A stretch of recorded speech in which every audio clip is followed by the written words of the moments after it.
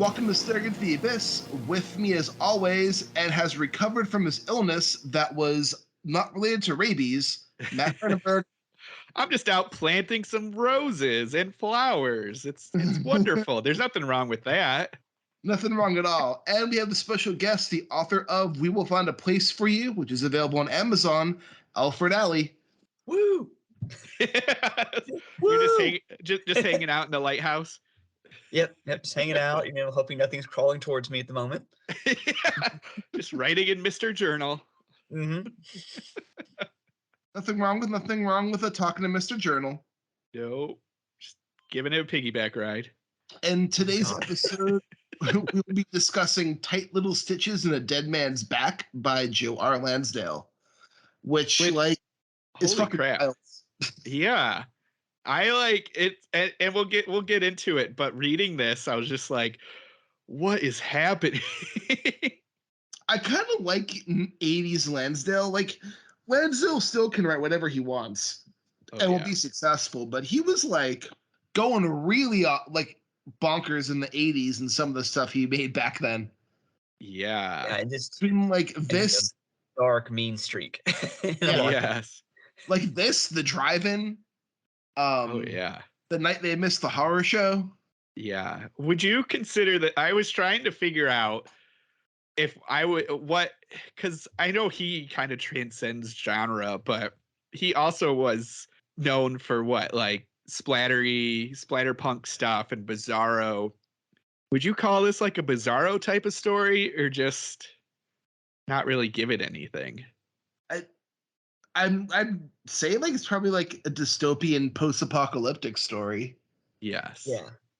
But I wouldn't put it anything besides that. Like, definitely in the horror camp. Yeah, totally. Now, do you guys, and you might know this story because I feel like he's told it a lot, but he has this story about the greasy popcorn. Do you know this story? Oh, the popcorn dreams? Yeah. So like he would most of his stories were sort of out of dreams. And this joke that he tells, or the story that he tells, is that his wife would make popcorn, really greasy popcorn, if they needed money for something. So she'd make this greasy popcorn. They would watch a movie, and the popcorn would then give him these bizarre dreams. And then in turn, he'd write a story, sell it, and be able to buy. In his joke, I think it was a refrigerator, but I was thinking about that as I was reading this. I was like, that had to have been really greasy popcorn after reading this story. It's like there's layers of discomfort and weirdness and horror in this story. Yes. And that's why I was like, because like, yes, it is definitely a dystopian novel or story, but then there's also, and we'll get into it. So, but just there's a lot more in there. Like you said, it's very layered, and I was just like, there's a lot happening here, and it's really messed up. Yeah, I think I need to read it again just to unpack a bit more of it. Yeah. But I'd say we can get into our weekly recommendations before we move further. That's fair. So I actually wasn't able to discuss this last week, but I did finish the new novella by a friend of the podcast, Wesley Southard, called Try Again. Nice. It's actually like a really good novella that uses some of my least favorite tropes I have ever come across, which is Groundhog Day, like time loops. Oh, you're not a fan of those? I used to be until they became a big thing again, and now I'm tired of them again. I feel like every streaming service needed a Groundhog Day for like a few weeks in 2021. Everyone's like, no, now we're all doing it. We're all doing it. Well, that, and I feel like the Hallmark Christmas movies burn that trope to the ground, because almost every single one of those is like, let's relive Christmas every single day, and you're like, no. But Try Again uses a time loop, but it's kind of different. It's about this woman who she used to be an obese woman, and she wanted to try to get into shape and became hyper fixated at it. And she's kind of like this bulky, muscly lady now, and people still make fun of her for her size. She wasn't skinny enough before, now she's too muscly. But that just gives her more motivation to like keep on working and keep on focusing on her fitness. And one day she's heading home, and she sees her father is on his knees in the living room, and there's a man with a gun in the living room, and people have broken into her house. And so when she goes to open the front door and confront the person, she wakes up in her car again. What? And she's just repeating the same drive back home to her house. And every time she tries to enter a different door in her house, she wakes up again in her car. Like the house is trying to keep her outside of it. And it follows her as she's trying to figure out how to get inside the house. And then once she gets inside the house, how to deal with the men who are holding her father hostage. That sounds crazy. And it is a really fun read. It's a bit different from Wes, but like it's a really good book. Does she figure out why she keeps repeating? Kind of. Just okay. It's revealed a bit at the end, but there's a bit more to it. It's not just her. So this would be the slight spoiler. It's everybody. So like if the people inside the house try to leave the house, they get teleported back inside the house again. And do they remember? Like Yeah, they remember. So they all know some of the weirds these afoot. things. Yes. What's up, Elford? I'll say how usually in these things, it's everyone is numb to it. Nobody else knows the repeating is happening except for the one person. So yeah, everyone knows the repeating is happening in this one. Oh, that's crazy. Do they have a scene where they just start all pigging out? No, you know how like in I was like in all those movies, there's always that one day where they're just like, we can do anything, and then they just start eating like cans of whipped cream. No, that does not. This one stays firmly as like a horror thriller with that time loop element. Well, I guess that's fine. It would have been pretty funny though. The stakes are simply too high. Yeah, take it right. It's right now, like I think it's only available on the Kindle. He might have had a paperback come out for it, but it's definitely a really good read. He dropped it as a surprise, but I would definitely recommend it. And you said as a novella? Yeah, it's like 74 pages, so it's on the shorter side. Oh, that's good though, because those, again, like you said, those can like wear kind of thin. So I guess keeping it short is probably the best idea. Yeah. And I also finished an audiobook this week. Ooh, what book was that? The Old Gods Waken by Manly Wade Wellman. I don't know that one. So Manly Wade Wellman, he was like a popular kind of pulpy horror adventure action writer in like the 60s and 70s and 80s. A lot of his stuff is out of print. Technically, The Old Gods Waken is out of print. It's only in print in the audio format. Huh. And the narrator, I think he was okay, but I feel the story will be better if you read it on text than if it's narrated to you, if that makes sense. Maybe. I don't know. Hearing the narration, it wasn't super engaging to me, but I think if I read it, it might have been more engaging. But it follows a man named Silver John, or John the Balladeer, and he's a recurring character in Manly Wade Wellman's short stories, and he also wrote 5 novels with this character. And you know Brian Keene's character, Levi Stoltzfus? Yes. Yeah. That was influenced by Silver John. Oh, that's cool. Silver John is this man he's a Marine veteran. He fought in the Korean War, and he travels around the Appalachian countryside with a guitar on his back made of silver strings, like pure silver strings. And he also knows powwow magic. Okay. And he just kind of wanders the countryside and gets caught up in these weird events that happen. And this one involves these brothers who a lot of people believe are trying to summon an ancient entity. And he ends up teaming up with some local people, including a Native American chief, as they're trying to solve this mystery of these weird things that are happening in this area of Appalachia. That sounds awesome. And it's a lot of fun. Like the story plot's a lot of fun. Some of it is definitely a bit dated. Like there's one part, spoiler, near the end, where the Native American encounters the main antagonist. And through most of the story, he's treated like this really intelligent character who like knows his shit. He's very sympathetic. He's represented pretty well. And then like it was probably worse in the audiobook, but he has to play stupid while talking to the antagonist.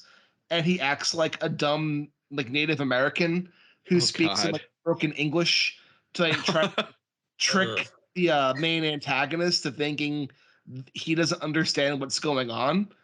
And like that was very much something that would be, I guess, culturally acceptable in 1979, but in 2022, not quite anymore. I mean, And I guess if he's trying to like trick the antagonist to not thinking something, he's but trying to yeah, be clueless, and he also by being clueless, he's also trying to disarm them because they're also on their edge. yeah. And like he turns it around on them, like in the end. That part and hearing the audio of that part was Oh. cringy to listen to. Oh, I can imagine. And I just have one more book that I failed to mention a couple weeks ago, but I'm also still thinking about it. And that is God's Eye View by Barry Eisler.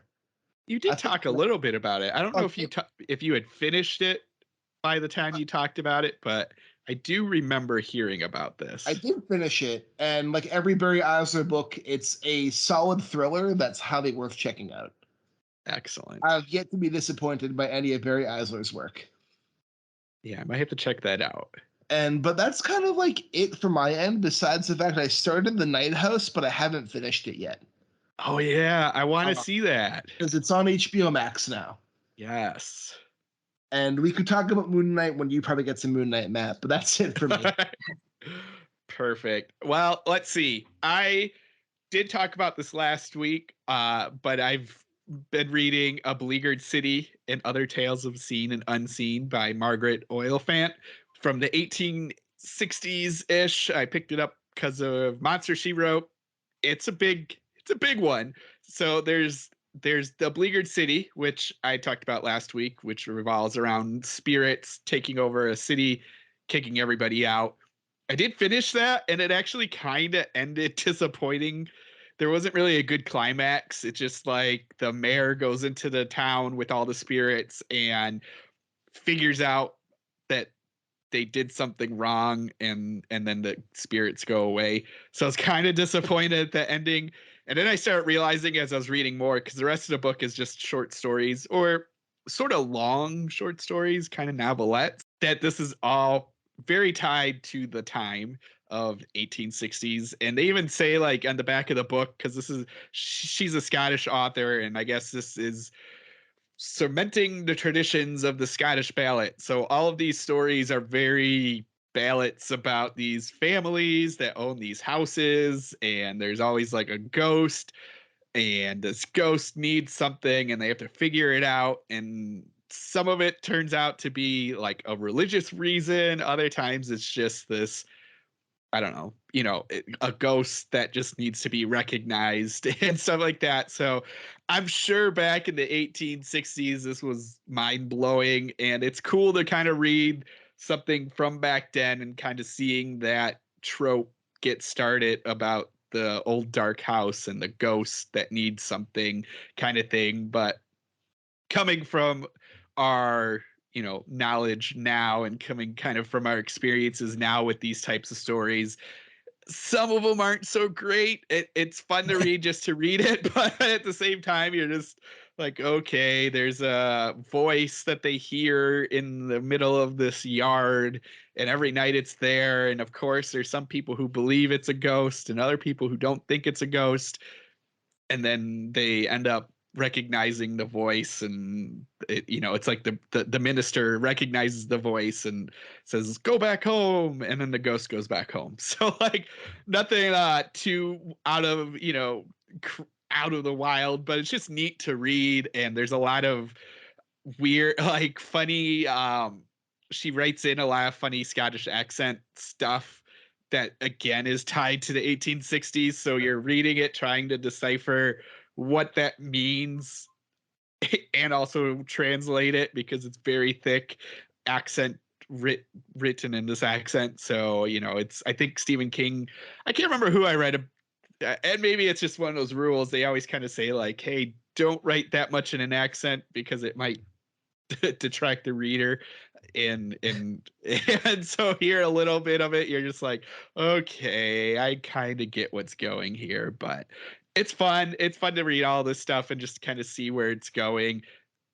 Hopefully I'll finish it. It's a lot. I mean, like the paragraphs are like 2 or 3 pages long. So there's just a lot very dense to get into and figure out. So that's taking me some time. And I saw the Batman. I think we've talked about that already, so I won't go into too many details. It's really good. Definitely worth seeing. Do I feel like now it's probably almost out of the theaters? So maybe by the time this airs, it'll just be in HBO Max. I can't remember when it's getting there. I feel like in April, which It'll be it on is. HBO Max on the 19th. All right. So yeah, it's gonna.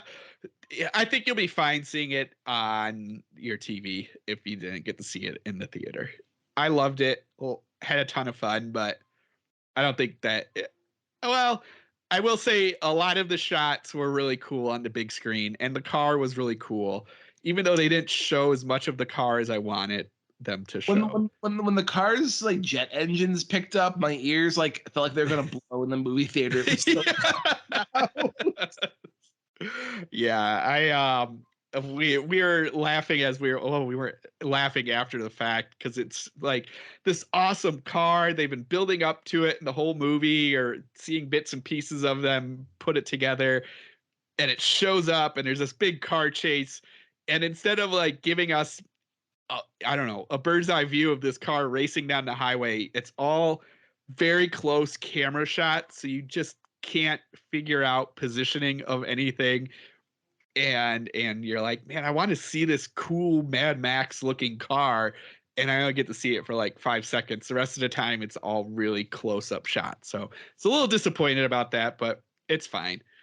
So, and then yeah, I guess the last thing is episode 2 of Moon Knight came out, and it was a blast. They are doing such a fun job with Mark and Stevens, and hearing the voices, and having Khonshu be this crazy voice in the background telling him to like punch somebody in the throat and all this stuff. So yeah, it was a good one. They also showed the first. So like, I mean, this is just something I pick up on because like I'm used to this shit happening. But they've had little things to show that he's Jewish, Yeah, and it makes me happy. which is good. They got give us his whole story. I'm pretty sure we're gonna get the whole story by the end because we still have no idea who Mark Spector is. Yeah, And recently I read the Jeff Lemire run of the Moon Knight comics. yes, Have you read that one, Matt? yes, That one's fucking wild. It's really good. yeah. That was really good. It's funny talking about that. I'm reading volume 2 of the Epic Collection. So it's like the early 1980s, and every episode he's fighting some sort of monster. It's great. Well, that was every also issue. before they gave him like DID, and like his like alter egos were just alter egos. Yeah, yeah. Well, and it's funny with that because like even in some of these, he's having a hard time figuring like when he is Jake, his taxi driver persona, he starts talking about how Steve doesn't appreciate, I think it's Melissa or Marissa, his girlfriend, and all this stuff. So even like they're not fully into calling what it is, but even while he's being his different personas, they are like hating the other persona that he is. And so I thought that's like was really interesting considering it's written back, like that they're kind of weaving this in. And even his Steven's girlfriend is like blaming it all on the Khonshu statue and saying like he's losing touch with who he is and all this stuff. So it's like, I appreciate that you didn't like, and I know it's like early 80s, but we haven't gotten fully into like really deep comic book stuff. We're just a few years out from, Neil Gaiman and Alan Moore and Frank Miller doing a little bit more with superheroes. But even here in this one, we're getting like just enough to be like, oh, Moon Knight, he's got some issues. Honestly, the Moon Knight comics are a lot of fun. Like I thought Jeff Lemire's run was great. It's definitely hard to read if you don't know the character. Yeah. Because the whole comic is like inside Mark Spector's head as his alternate personalities are fighting with themselves. Yeah. And asking Dracula for his money back. Yeah. Yep. Yeah.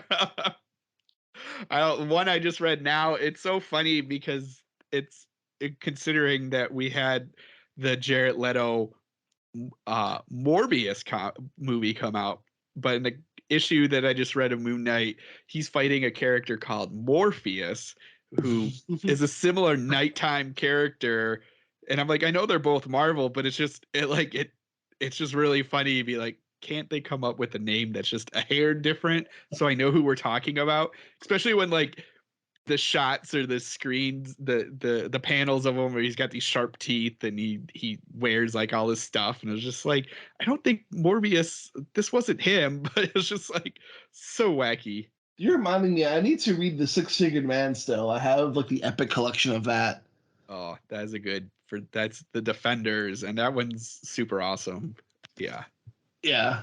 But Alfred, what about you? All right. Well, this week I read The Queen of Cicadas by V. Castro. What'd you so think? good. Yeah. And I just love like how she weaved in, like Aztec gods and things like that, and then how it's one of those where she sets it where you think like you have the villains of the story, and it switches. It's like, well, no, clearly these aren't the villains. Like these are the heroes, and in a way the what was poised to be the monsters end in the win in the end, and it's kind of setting up like a hopeful future. Yeah. That's also like it's just a hopeful ending, and I don't usually like when I read horror novellas. It usually they end with, well, we survived, but now we got to deal with the fallout of this for the rest of our lives, and that's about the happiest you can get. And this one's now it's like, okay, well now there's a powerful new god on the scene who's gonna watch out for the most vulnerable in the world and keep an eye on people. And I was like, I like that. But it was weird because it could be just the most visceral, gory story at times, and then it could just have these like beautiful passages in it. Like, gosh, really enjoyed it. Yeah. I actually read a Wesley Southard book this week too. I read Cruel Summer. Oh, nice. It's a lot of fun. I liked it. I liked it had just such a bigger ending than I thought. Like I really thought it's like, okay, it's gonna be kind of a creature feature. It's gonna be this mom and her son on the run from this monster, and they go, It's not kind of Lovecraftian by the end. Yeah, it was like no, we're bringing in the old gods, the really really old gods. I just love like the whole like antagonist with the stepfather just becoming consumed by his rage after he makes the deal, and just like violence of his rage. Like, oh, he was a terrifying character. Yeah, no, it was one of those like I think I tweeted that out. I was like, few characters who fill me with this rage is this guy. Like 3 chapters in, it's like I never have hated anyone more than I hate Hoyt. Yeah, I read that when it first came out, and that was definitely like, I've been reading Wesley Southard since he put out The Betrayed, when like, so he self-published that and they promoted it on the horror show with Brian Keene, and just seeing him evolve as a writer has been really cool. The only other one of his I read, and I'm blanking on the title and feel so bad for that, but it was the one where a woman discovers she can fly. Oh yeah, Slaves to Gravity. Slaves to Gravity, yes, and that was kind of like, oh, okay, like because it's the same thing of like it starts out as one kind of story and then it turns into something completely bigger by the end. Yes, that was fun. Yeah, the Slaves to Gravity was a good time. Yeah, that's definitely one I would recommend. And I've been working on. I want to do like it's a UFO horror story. So I've just been reading books like I read UFOs by Leslie Keene and Nice. Hunt for the Skinwalker and Skinwalkers at the Pentagon, about all the stuff on Skinwalker Ranch and the ATIP UFO program. And those are fun because all the books, and also In Plain Sight by Ross Colhart. And it's like all those books start out with journalists or investigators or scientists. They're like, we're going to get to the bottom of this. There's an explanation. And by the end, they're like, I don't know, parallel universes. I don't know anymore. None of it makes sense. It's like 4 books where it's like someone's skeptical is just broken, and by the end they're like, I don't know, Bigfoot is maybe in UFOs. We don't know anymore. and I appreciate like watching them go on that journey in these books. That's amazing. Oh my gosh, that's super cool. You should. I don't know if you've read. What was it? You said Bigfoot. So Stonefish by what's his name? Oh my god. You know, Scott Jones. yes. That one is fun. Bigfoot I stuff haven't in read that. Definitely worth checking out. And then I mean Jonathan Rabb, especially his short story collection, the Secret Goat Man Spook Show, because Jonathan Rabb's a big UFO guy, and so definitely if you want some let's see what some other people have done. Those two are super awesome. Also, Anstrom by Sean Thompson. Oh yeah, that's right. Yes. That's Okay, another good. one I recommend checking out. I'm That gonna one check all also these kind out. of deals with time loops a little bit, but there's a cool like UFO alien angle to it. Yes. Yeah, because I just think that all that stuff just seems terrifying to me. Yes. It's like ripe for horror and shit. I haven't read a lot of it, and I'm gonna read some more. But yeah, it just seems like a great. It's like, oh no, there's these powerful creatures that just seem to abduct people, and mess with them for no reason. None of it makes any sense. It's like that's kind of creepy. Like it's a creepy You can thing. also read the ultimate classic, The Communion by Whiteley Schreiber. Oh, I read that. I've never My read parents it. had that when I was little, and the cover of it gave me nightmares. I've Yeah. never read it, but I heard it's terrifying. Oh yeah, it is. And like, if you ever get to talk to anybody who's ever claimed to have been abducted by aliens, it's like I've talked to people who have claimed that, and they don't describe like a wacky like, oh, aliens came and got me. They're like, let me tell you about the most horrifying thing that ever happened to me or ever will. It's like, oh god, this is like, this thing we all make jokes about. It's like when people talk about it, it's like, oh, you seem very scarred by this. Yeah. Just a bit. Oh man, Oh, yeah. man. It's gotta be terrifying. We should go to Roswell, New Mexico, and just like spud up Oh, the alien gosh. gift shops and see what happens. Yeah. I went once. I loved it. Like I didn't want to leave. Everything was just kitschy and alien related, and it was amazing. It was everything. Yeah. You couldn't get anything that wasn't somehow UFO themed. They have a McDonald's and it's UFO themed, and it's That is amazing. amazing. Oh, I love it. That would be a lot of fun. And like I went to the museum, and there's this elderly woman working the gift shop, and they had like the Roswell Museum, and I kind of asked her, I was like, hey, between me and you, like, what do you think happened? Do you think it was a weather balloon? Do you think there really was an alien? She's like, oh, it's real. It crashed. There were aliens, and the government's covering up. The government doesn't want us, and she went on like a whole rant. And I was like, okay, I'm just gonna buy this coffee mug and go. Just I slowly brought this back on myself. away. Yeah. Oh my gosh. That would, yeah. It'd just be fun to talk to those people. Because they are in it 100 like sometimes you go to places where there'll be a Bigfoot museum or something, and you'll ask them, they'll be like, I mean, I'm just here to sell t-shirts. Like, I don't believe any of this is real. At Roswell, Right. they're like, no, this is our lifeline. If Yeah. aliens aren't real, we don't exist. Yeah. Have you seen the YouTube videos of the Bigfoot hunters? Oh God, no. Uh-uh. So, I mean, I'd recommend checking it out. If you go to YouTube, there's this YouTube channel I like a lot called Channel 5.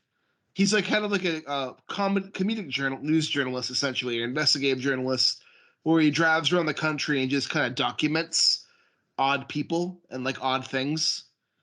And sometimes he gets political, but he tries to keep it just like quirky individuals or like quirky events.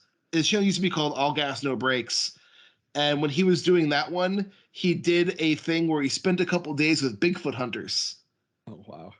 And these guys are in it 110%. I need to find that. Like, I just always wonder, there's so many groups in the same area. I just wonder how many times the wood knocks are just like, group over here hunting's hitting a tree, group over here is Yeah. hunting, hitting a tree. Yeah, seriously. Oh That my said, God. there's fewer things I want more in life than Bigfoot to be real. So Right. I feel like the world's a better place. Yeah, just a little bit more fun. Yeah, there's like a 7-foot tall ape out there. Maybe it eats people. We don't know. It's neat. Right. Just It's a always, cool thing to ponder. yeah. Exactly. Bigfoot. Like those Bigfoot rumors around Grand Theft Auto San Andreas when that was when I was in high school. People were claiming they could see Bigfoot in the woods in that game. Really? Yeah. Oh my gosh, that's insane. Oh, people. Well, I will say before we move into the Lansdale story, I'm still reading Five Decembers, but I put it on pause because a book I requested in the library came in, which is a Western called The Shootist, which Nice. got made into John Wayne's last film. I've never seen the movie. I don't really watch John Wayne movies that much, but the book's really good so far. It's my first Western, so I didn't know what to expect. Yeah. But it's got a pulpy style to it. It's pretty much about this gunfighter named John Bernard Brooks, who has like a pretty bad reputation behind him because he brings death everywhere he goes. He settles into a small town in I think New Mexico, or either that or Texas, and he's feeling kind of sick, and he goes and visits a doctor, and the doctor tells him he has cancer and he's going to die. And as he's like getting sicker, he's reflecting on his life and his legacy and decides that he's either going to let the cancer take him, kill himself, or he's going to hire an executioner to get the job done and have him go out in like one last haze of glory. Nice. Sounds And incredible. Yeah. I mean, I will say some of the dialogue is kind of funny, but like overall, it's a pretty serious story. I feel like the kind of dialogue is very of its time. Like Yeah. there's one part where like he reads newspaper advertisements as he reads a newspaper, and those are all very funny. But also one part that like made me laugh because I know they like turn this into a movie with John Wayne, so I'm trying to picture like how John Wayne could even deliver some of these parts. And there's like one part where he's talking to the doctor, and the doctor asks him what's wrong. And I'll just read this. He says, "Fair enough. I hurt. I hurt like sin, here in the crotch." Brooks pointed at the pillow under him. "I've been hurting for 2 months, and it gets worse. At first, I thought it might be an old dose of clap rearing up on me again, but I was cured of that. I have trouble with my waterworks. It hurts to piddle, and I'm slow as Job's goat at it."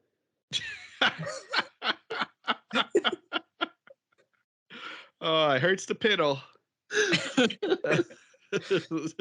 Just make that an everyday saying. Like, well, how's it going today? Well, it hurts to piddle. Like, He also gets he gets the doctor sticks a finger up his butt, and that was in graphic detail. That's probably not in the movie. Just one hardcore scene. John Wayne bent over. You see him grunting on his face. Like it Like- hurts the piddle. a Hans Zimmer score, just like. But honestly, like the book's pretty good. It's a big like reflection on just like life and legacies we leave behind.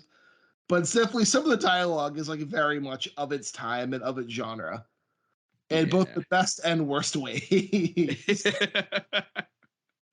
But so far I'm enjoying it. I'll probably have a full thought next week. I'm almost done with it, so Excellent. and then I can go back to 5 Decembers and get that done. There you go. Anyone got anything else, or should we move into this Lansdale story? Let's go to this lighthouse in this like dry Pacific Ocean. With the whale monsters. Yeah. Oh, that scene though. That was a good scene. That was really cool. I feel like we should explain what this story's about before like Yeah. our listeners. So I will say the story's in high cotton, I believe, right, Alfred? Yes. And you can also read it for free online through a Lightspeed Magazine's website. So Yes. Or if you can find, because according to Lightspeed's website, it first appeared in Nukes, edited by John MacLeay. This was 1986, so I'm assuming that's out of print, but maybe you find it. Maybe. Scour your half-price books. Yeah, exactly. So how would we describe this story? It's an epistolary story. Yep. This guy is just writing in his journal of these events that have happened. Yep. We are reading the journal entries, and it is after the missiles went off, according to Paul. That's our main character. And we find out there's just a lot of crazy shit that happened while the bombs went off, and he was hiding with his wife in a bunker, giant bunker, and we'll explain it more, but basic detail of a bunker for 20 years, and now we are with him and his wife. They're in a lighthouse, and it's just what he sees and what's happening. I'm trying to step into our main bad thing, but like, yeah, so it's just this kind of it. First of all, it totally makes sense. 1986. So he probably wrote this maybe 1985. So we're in the middle of Cold War, the bomb, everything like that going off. We're in the middle of, post-apocalyptic stories. I'm thinking Mad Max came out around then. We have, I just blanked on the other ones, but there's, we're right in the. He did say Day of the Triffids was like a big influence on it. Oh yeah, totally. That totally makes sense. No, that makes 100% sense. It's like he's made it sound like because he wrote a little forward to it in High Cotton, and it made it sound like he kind of written an early version that was very much like Day of the Triffids, and then put it aside because he wasn't good enough. And then it was like that he was invited to contribute to the Nukes anthology. And so then he's like, well, have something. So he kind of like went over it again. And he ended up with something so dark he almost didn't even submit it. And was kind of surprised that it took off. That is amazing. Why did you pick this story? Well, I was trying to think of stories to pitch, and I pitched a few to you guys. I know, like, I pitched 2 Joe R. Lansdales, and I picked 2 that I thought were his strengths. And one I think he can just do stories of just incredible darkness, but with relatable characters in them. And then he can just do some that are just off the wall. And what's great about this one is it kind of blends those. Yes. This is just a dark look at like the last days of the last humans, but it's just also like he just kind of goes hog wild with the idea of what's a 20-year aftermath of nuclear war. Like, the oceans are gone, whale monsters are all over the place. Then the roses show up, and even talks about when people go down to the underground vaults, like, they have everything they need to last for generations, and they destroy each other in just 20 years. Yeah. But I mean, even from the beginning, like when everybody's running around panicking, Paul mentions he grabs his wife, goes down to the bunker, and he seals off the elevator. Yeah. So he makes sure nobody else can come down. And they even make a point of like, only half the people who the shelter could accommodate made it there. And it's just like, the idea of nuclear war, nuclear weapons is just cruelty and selfishness. And just every aspect of it, just people's cruelty and selfishness sabotages them every step of the way. It kind of ensures their doom in this. Yeah.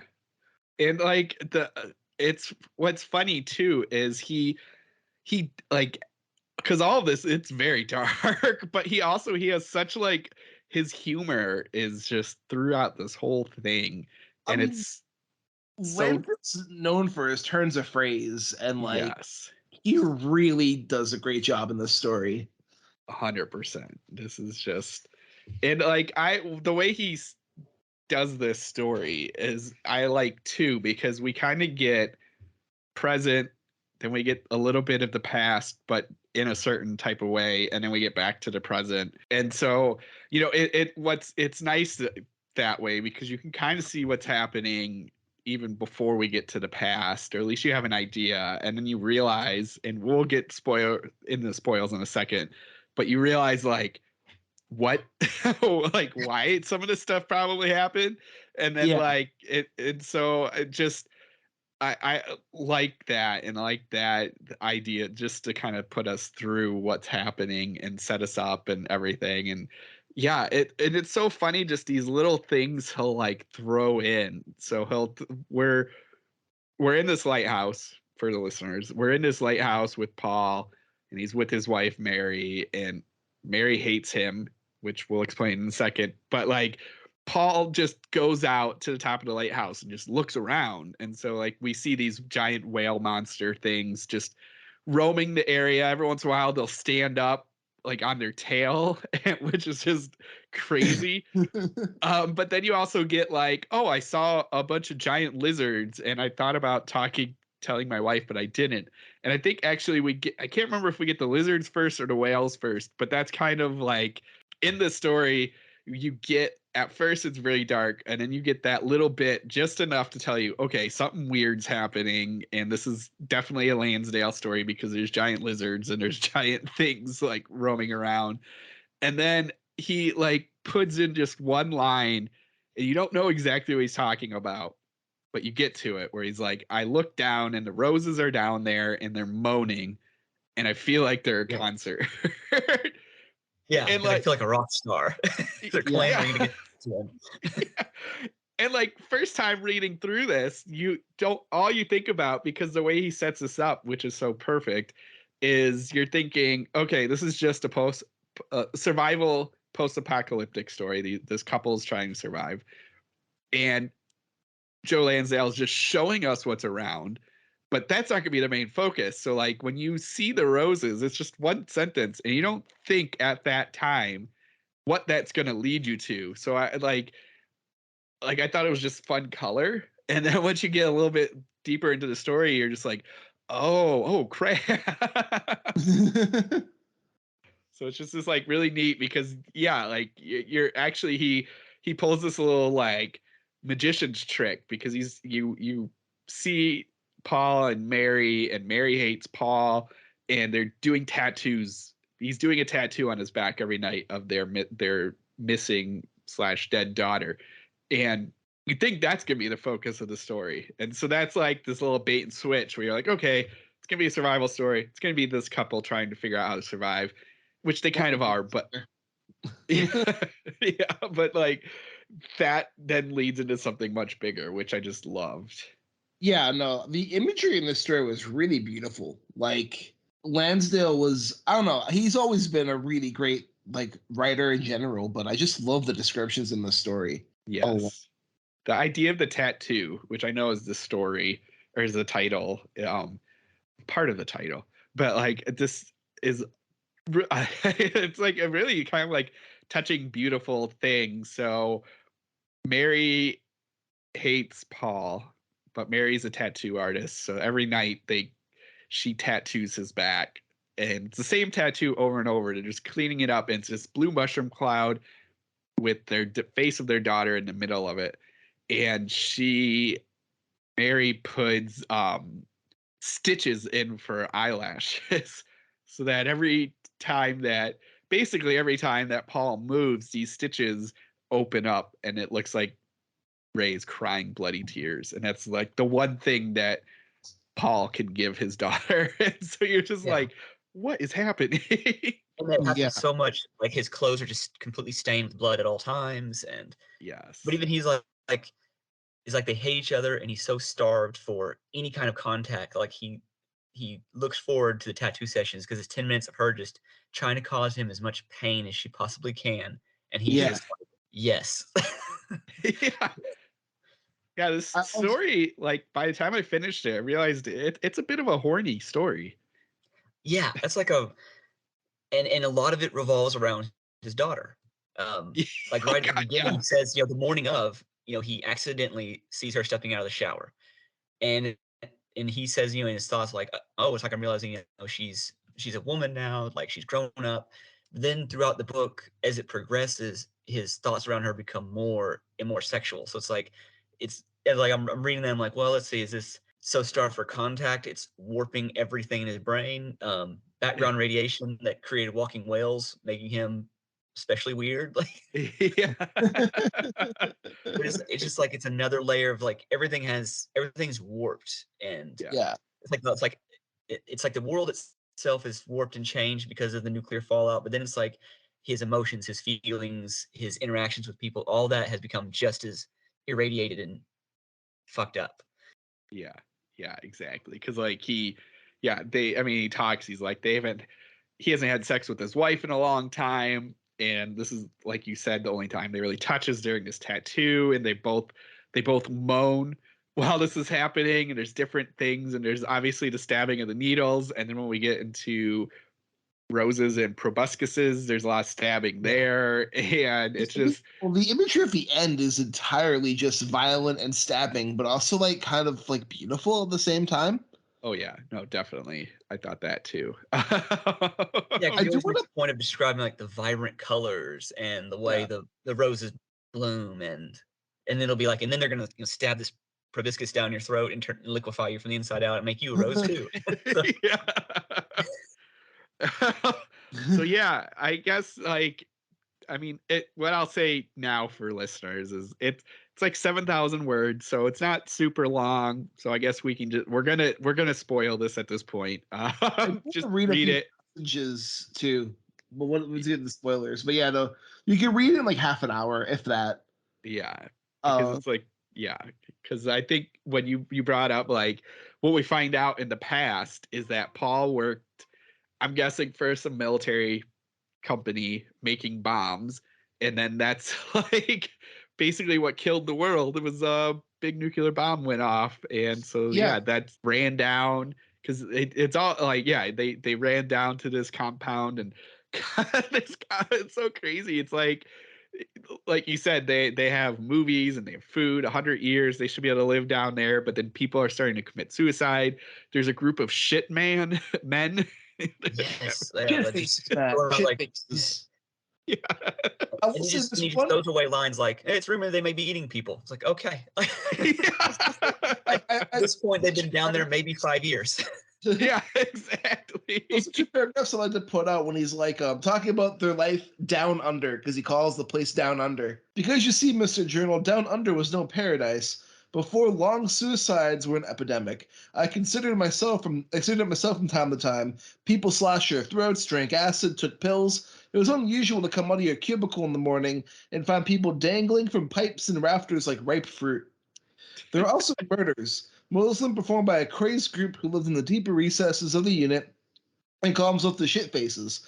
From time to time, they smeared dung on themselves and ran amok, clubbing men and women and children born down under to death. It was rumored they ate human flesh, and then that's all. That's it. Yeah. Yeah, But it's almost like that humanity's doomed. It's like even underground they managed to bring a new generation about, and then they were clubbed and eaten by another equally crazy group. So it's like no, this is it for us. yeah, Don't even think about starting another round of people. Yeah. I just think it's crazy that they were drinking acid. Like the other ways you can but drinking acid's like a thing. It's definitely a choice. I wonder if it's like a punishment. Like that's like Paul's thing is the need to be punished for what he helped bring about. So like them, it's like, oh, I can't just shoot myself. I need to suffer a little bit. Yeah. well, I also like one thing like about this too is because his wife blames him for their daughter's death. Yeah. And like, is he really to blame? Because he was working on bombs, but was he working on the bomb? Well, Like she just mad at him from other reasons?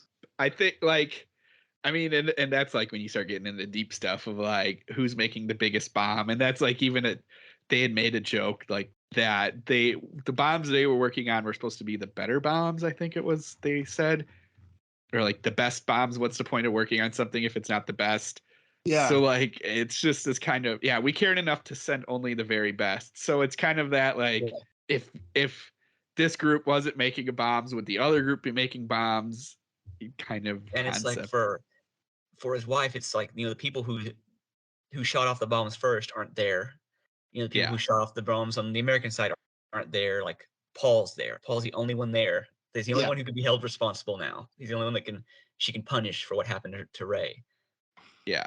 So that was and it's interesting that like the suicides and everything like that is all tied to them feeling guilty, like it was their fault that this happened. So kind of like what she's putting on him, but then also she started doing tattoos down there to mark people for what they've done as well. So yeah, I think it's just like you said, it's like this is it. This is we're done. We screwed everything up. So this time down here is just punishment for ourselves. But then they decide to finally get up and leave because they think maybe the world will be a paradise now, and it clearly is not. It just like I will say I want to kind of like with our spoiler thing. I just again I love the descriptions, but after the people capture like the mutated whale and they eat it, and yes. like just when he describes like everyone getting sick from it, Yes. what does he describe it like? Like I just they're just It's some like gross and vivid descriptions when he's like Well, the whole thing's together when he's like using a high-powered rifle, he killed it, and he and 7 others cut slabs off it, brought the meat back to cook. They invited all of us to eat, but the meat looked greenish and there wasn't much blood, and we warned him against it, but Jacobs and the others ate it anyway. As Jacob said, it's something to do. A little later on, Jacobs threw up blood in his intestines boiled out of his mouth. And not long after, those who had shared the meat had the same thing happen to them. They died crawling on their bellies like gutted dogs. There wasn't a thing we could do for them. We couldn't even bury them. The ground was too hard. We stacked them like a cordwood along the shoreline and moved camp down away. Tried to remember how remorse felt. It's just like the little things, like trying to remember how remorse felt. And like, yeah, it's like humanity has been utterly stripped. Like it's gone as much as the water's gone. Yeah. Well, and what I like too for that is that he doesn't fall into that and it makes sense now that you said the Day of the Triffids, or you said that earlier, but like he doesn't fall into that apocalyptic trope. I mean, like he's showing us a little bit of that, saying like the people are crazy and all the stuff we just said, but that's not the point of the story. The point of the story are the roses. Or like the main antagonist. So I appreciate that, because after a while of apocalyptic stories where it's just showing how bad humanity is to each other even after the end of the world, you get tired of it. So I like this is like, well, here we're gonna give you something much grosser to focus on. Yeah, because it seems to imply that there's no, at least in my reading, that there is no humanity left, because the only time they talk about people is when they talk about their group that came up with them. Yeah. So it's like, that's it. It's them and the roses. It's them, the roses, and the whales, and the lizards. Yeah, and the lizards, and the shark. There was a shark. Oh yeah, the crawling shark is like dragging its jaw on the ground to find food. Oh man, but yeah, so like that leads us to the roses that came out possibly from the ocean bed, and they infect people and basically blossom out of their skull, and then as vines and proboscises and all of Matt's favorite things. Oh, it was all very magical. Checking boxes left and right. Yeah, it just tickled me very much. Because they're not only trying to like grow, but they're basically animating these bodies so that they can spread and grow into more roses. Which kind of like reminds me of like The Last of Us a little bit. With like the cordyceps in The Last of Us, so like they're just trying to spread more. Yeah, and there's an intelligence to them, because they don't like, whenever Paul and his wife run up to the lighthouse and like barricade themselves in, like the flowers find them and they don't go. They like stay. Like they were mindless. They just kept wandering around looking, but they know like, okay, he's up there. So all we gotta do is bide our time. Yeah. Well, and that's what I was trying to figure out. Like if because he describes it as this pulsating brain that like is the center of the flower of the rose. And so I was trying to figure out like if that meant that like it was absorbing human knowledge, and that's how it like knew to either go to that lighthouse. I mean, I guess it said it sensed it, but like to stay there, or even like when they invaded the little camp, it like I was just trying to decide if it was that or if it was just pure, because plants and vines and stuff, man, they go everywhere. So like that's why I was just like, well, maybe it's just totally just happening and has nothing to do with human thought. It's just these roses need something to eat and they're just eating bodies. So I wasn't sure. I guess either way, there's a unique kind of terror to it that's just mindless and will consume you eventually, or it's mindful and it's keeping an eye on you, watching you while you sleep. Yeah, I definitely like when he discovered, like by the end of it, when the one vine like snuck through, I was like, oh yeah, man. I like, even if they weren't smart or like human smart, but plant smart, I was like, that makes sense. They're gonna find every crack and try to worm their way through. But we do get he does go a little crazy at one point when he sees his daughter. Yes, at first he sees his tattoo smiling because he likes to check this tattoo out. He's he's looking at the tattoo in the mirror. He's dancing around like in circles, and he's imagining he's giving his daughter a piggyback ride. Yes. It's just so wild because he sees like everything. He sees that, and then his daughter that he sees shows what happens. He's like, I'll show you what happened to me. And then she like explodes and deteriorates from radiation. And then it's just like all these faces and everything like that. And he like is basically giving the mirror a piggyback ride. It's just this is like insanity point. Yeah. And he just talked about how it's super infected. And at this point, it's probably messing with his brain. Because like has like the entire back is one massive infection that's been going on for weeks or months. And he's also at the same time his wife went to sleep and never woke up, and she's being taken over by the vines in like the same room. Yeah, that I mean, like that whole thing, because he like the crying tears, and he just says like it that all is all became infected because he like ripped it open at night, and then that's when he starts seeing all the craziness, and then he's trying to like just make himself feel pain because he feels guilty for everything. Yes, at least that's so sorry. But I also like his like longingness for like the human touch. Yes, because that's been a constant throughout this as well, which is what kind of makes ending kind of like horrible but beautiful at the same time. Yeah, because he's like, I mean, in spoilers, he's basically like, I'm gonna get embraced. I'll just read it because I don't know. I like the descriptions a lot, but like he's like, on Mary's bone, she's starting to twitch. Her neck is swollen where vines have congested and are writhing toward their favorite morsel, the brain. Pretty soon, the rose will bloom. I hope she's one of the bright yellow ones. Yellow was her favorite color, and she wore it well. And Mary will come for me. When she does, I'll stand with my naked back to her. The vines will whip out and cut me before she reaches me, but I can stand it. I'm used to pain. I'll pretend the thorns are Mary's needles. I'll stand that way until she folds her dead arms around me. Her body pushes up against the wound she made in my back, the wound that is our daughter, Ray. She'll hold me so the vines and proboscises can do their work. And while she holds me, I'll grab her fine hands and push them against my chest. And it will be we are three again, standing against the world, and I'll close my eyes in delight in her soft hands one last time. Very sweet. Yeah. I'll just commit suicide by offering myself up to this like killer plant entity. Yeah, and then in the most horrible way possible, we'll all be one again. Yeah, right.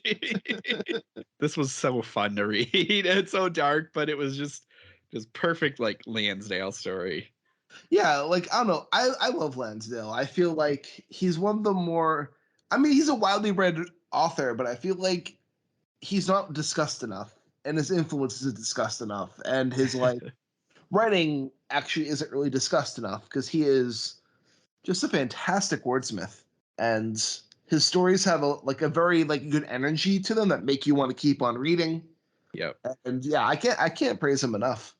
Yeah, and the way he creates characters, it draws you no matter what the story is, no matter how weird the story is, no matter how pulpy or over the top it is. It's the character work that grounds it. It's like this strength that just kind of holds you to it. And it's like no matter how weird it gets, you're there. You're on board, even if it's not the kind of thing you normally read. Like you're here for. Yeah, exactly. Because if you were just to describe this as post-apocalyptic story with killer roses, people would be like, what is this? But then you're like, well, read it because it's about, making the bomb and then a mother, daughter, and father and how they fell apart. And now it's about love. Yeah, exactly. Yeah, it's a meditation on grief with walking whales. Yeah. And mass death. It's just kind of like when he described their first like attack, and just the fact that like the rose or like one of the vines was trying to climb into a wound on his arm, and when he tried to pull it out, like its thorns became fish hooks. It was just like, oh god. Yeah, and that just seems to drag on. Like he gets away, and then he gets his ankle, gets away, gets his leg, gets away, gets his back. It's like it just goes on and on that these things are relentless. Yeah, and just like whipping him. Oh god, yeah. It's like if you've seen the runes, that there's a couple of scenes in that with the vines when they're writhing up people and stuff like that. This just does it better. Yeah. It's like if in the runes, it's like they could hit the road. Yeah, yes. Exactly. Yeah, no, this was awesome. I'm glad you picked this story. Yeah, thank you for suggesting this one because we haven't discussed Lansdale enough on this podcast. We have not. That is kind of funny. Yeah, we discussed what the night they missed the horror show, and I think that was it. And I we think that was talked it about too. his books on the weekly recap stuff. Yeah, but we need to correct that. We do. Yeah, you never have enough, Lansdale in your life. You just can't. No, you cannot. This should just be a Lansdale focused podcast now. We are now staring into the Lansdale. We're all Lansdale all the time. It's the only reasonable move. Oh, yeah, it makes sense. That's the way to go. It's Full our way. Lansdale or nothing. Oh man. Well, I want to thank you for coming on the podcast, Elford. Yeah, well, thanks for letting me on here. It was a lot of fun. It was. And where can our listeners buy your what books do you have that our listeners could check out of yours? I know I dropped one off at the beginning. Oh yeah, I have that one, and then I have 3 other short story collections. One's like Last Night in the Damned House, and it's ghost stories, and one's Ash and Bone, and it's monsters, and there's one called Find Us, and it's just creepy cults and things like that. And then Nice. I have a novella about a dying man going on one last search to try and prove Bigfoot exists, like cement his legacy, and it's called In Search of the Nobility Texas Wild Man. That That's sounds amazing. I got ebooks and paperbacks on Amazon, and I can ship signed ones, but I gotta stock up in my store. It's empty at the moment. Well, no, that all sounds great. And where can listeners get in touch with you? You can Twitter. Yeah, I'm on there all the time, and it's at Elford Alley, so that's usually the easiest way to get a hold of me. All right, perfect. And Matt, what about you?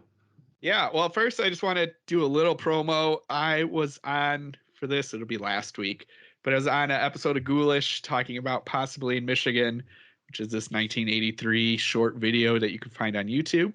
So hunt that down. It was a very interesting conversation with Max. It's a bonkers short video, and it will get in your head if you watch it. It's just That's one of my favorite short videos, honestly. It is something else. I'm gonna watch this as soon as I'm out of here.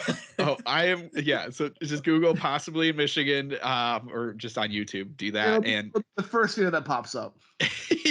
I apologize now because it's one of those things where for Ghoulish, I was like, oh, this is perfect because it's really wacky. But when I tell other people about it, I'm always kind of like, I don't want you to watch it and then think different of me. So or be mad because you're thinking about those cannibal and these songs. So yeah, it's very wacky, and it was a lot of fun to talk about.